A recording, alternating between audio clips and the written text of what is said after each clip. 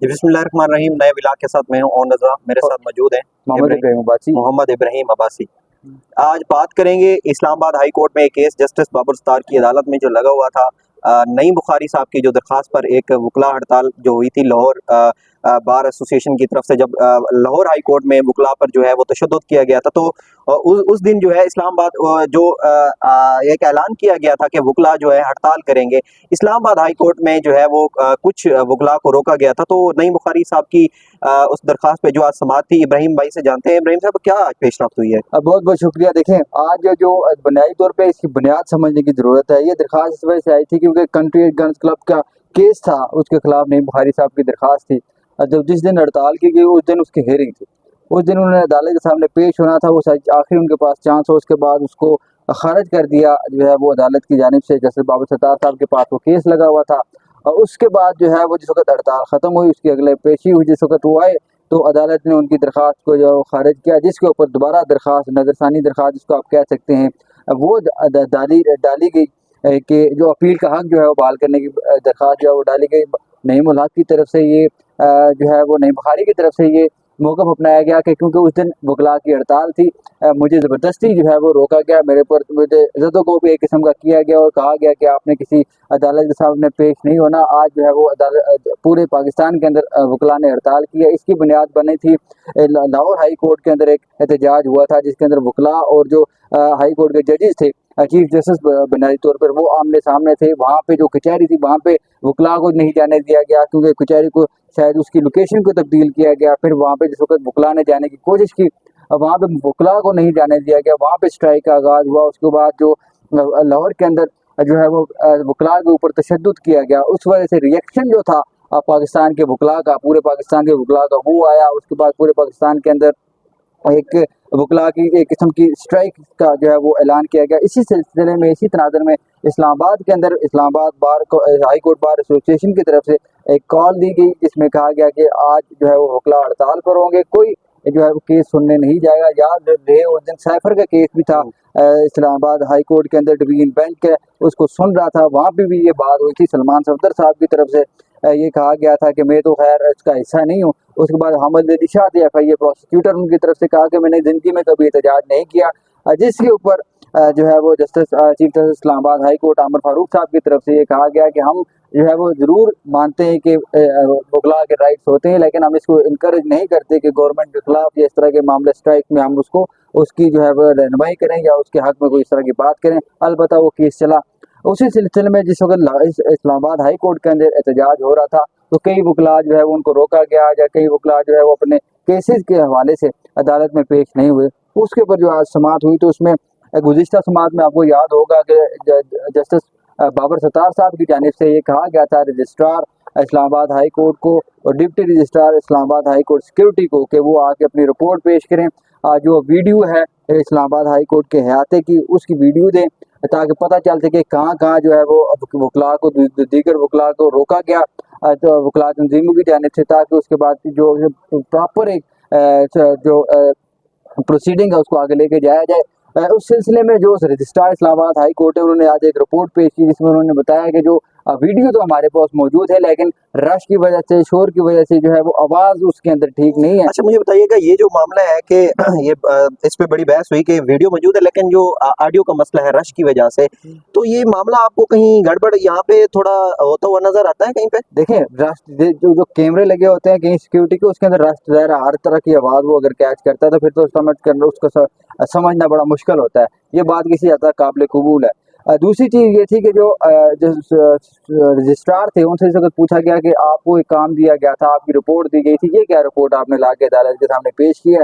फिर registrar Islamabad high court से उनको साइड पे किया। फिर जो डिप्टी रजिस्ट्रार सिक्योरिटी थे, उनको बुलाया, जी आप क्या करते हैं जी? उन्होंने कहा जी मैं छुट्टी पे था क्योंकि मैंने उस दिन जो है देखा नहीं है मामला। उन्होंने कहा कि आपने जो आप ही की रिपोर्ट की बुनियाद के ऊपर आपकी रिपोर्ट की इन्हिसार किया है रजिस्ट्रार इस्लामाबाद हाई कोर्ट को। उन्होंने कहा ये मेरी रिपोर्ट नहीं है, ये बल्कि जो है वो मेरे कोलीग की रिपोर्ट है। उन्होंने कहा क्या मतलब, किस कोलीग की रिपोर्ट है? उन्होंने कहा जी ये पुलिस की रिपोर्ट है। उसने कहा क्या मतलब, आपका जो सिक्योरिटी का जो मामला है वो सारा जो है वो पुलिस देखती है? उन्होंने कहा बिल्कुल ऐसे ही है। फिर जैसे बाबर सत्तार साहब ने बड़ी अहम रिमार्क थी, उन्होंने कहा कि अगर हाई कोर्ट का दरवाज़ा बंद हो जाए, क्या हमें IG को फ़ोन करके बुला के बताना पड़ेगा कि हाई कोर्ट का दरवाज़ा बंद हो गया, ये जो है वो आप आके खोलें।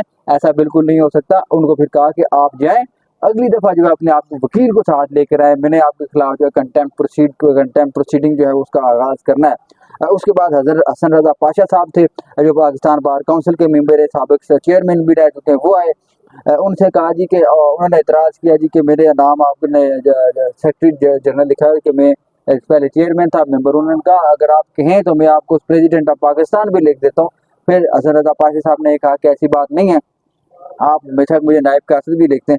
वहाँ पे उन्होंने कहा कि बहुत सारी चीज़ें जो हैं वो अदालती फैसले ने, आपकी बातों ने हमें हर्ट किया, जिसके ऊपर जस्टिस बाबर सितार साहब ने कहा मुझे भी बहुत सारी चीज़ें ने हर्ट किया। इसका ये मतलब नहीं है कि मैं इस कानून को हट के काम करूँ। यहाँ पे इमोशंस की बात नहीं हो रही, यहाँ पे जो बात हो रही है वो पाकिस्तान के कानून की बात हो रही है, पाकिस्तान के आइन की बात हो रही है। फिर उन्होंने बुनियादी तौर पर दो जो है वो सवालात जो है वो रेज किए। उन्होंने कहा कि मेरे पास दो दरखास्तें आई हैं जिसमें ये कहा गया है कि वकला की हड़ताल की वजह से हम जो है अदालत के सामने पेश नहीं हो सके, और दूसरी चीज़ ये थी कि जो हमें ज़दोकोब किया गया, हमें ज़बरदस्ती रोका गया, हमें कहा गया कि आपने अदालत के सामने पेश नहीं होना।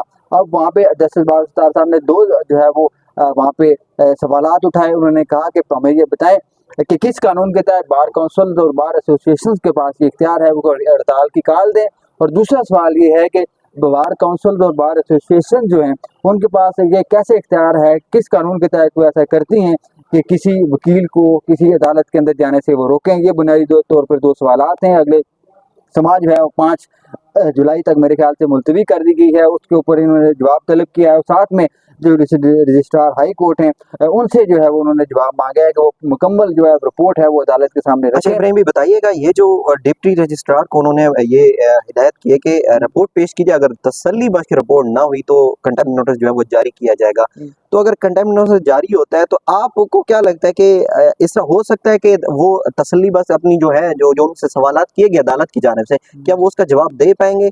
बिल्कुल देना तो चाहिए, क्योंकि रजिस्ट्रार जो हाई कोर्ट का होता है उसके पास बहुत सारी अथॉरिटी होती है।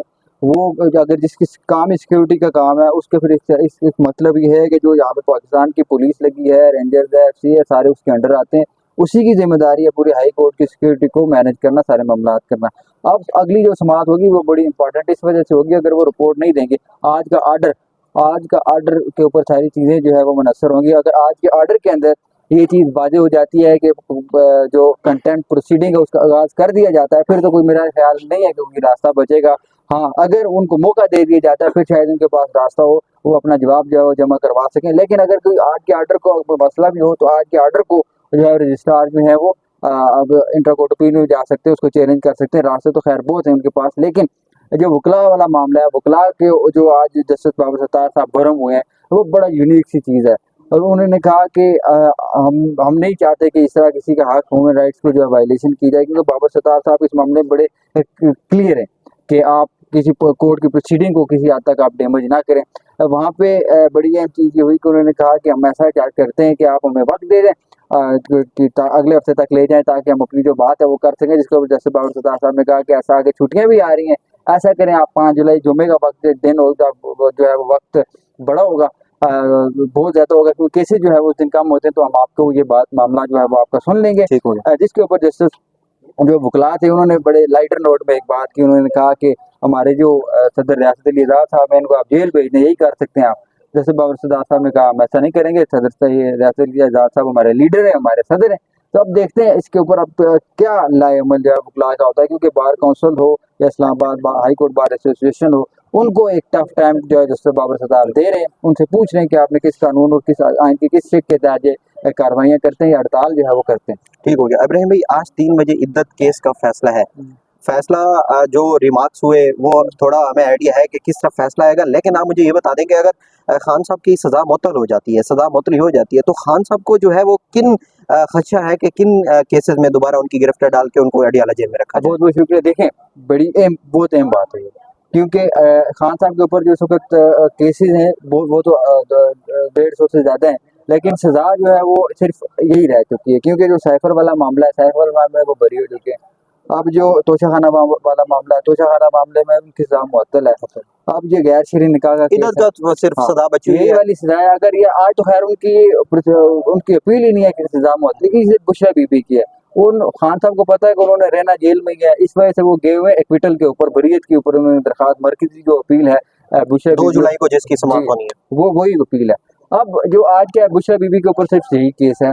अगर बुशरा बीबी को आज जो है वो मिल जाती है सजा, रिहाई मिल जाती है, मिल जाएगी यकीनी तौर पे, अगर उनकी सजा मुअत्तल होती है। अगर नहीं मिलती, क्योंकि ये टाइम जितना गेन होगा, इतना 190 मिलियन वाला पाउंड वाला केस जो आपको पता है ट्रायल कोर्ट के अंदर या नैब कोर्ट के अंदर चल रहा है, वो उसकी जिस वक्त उसका फैसला आएगा, उसमें जो है सजा होगी, फिर बुशरा बीबी को मजीद अंदर जो है वो जेल के अंदर रहना पड़ेगा। 3 बजे देखना होगा क्या फैसला आएगा, क्योंकि 3:30 बजे जो इस्लामाबाद हाई कोर्ट के जैसे मियां गुल हसन औरंगजेब की जानिब से जो है वो टाइम लिमिट दी गई थी, एक टाइम फ्रेम सेट किया गया था, वो खत्म हो जाएगा। ठीक हो गया नाज़रीन, 3 बजे आपको अपडेट करेंगे। बहुत शुक्रिया।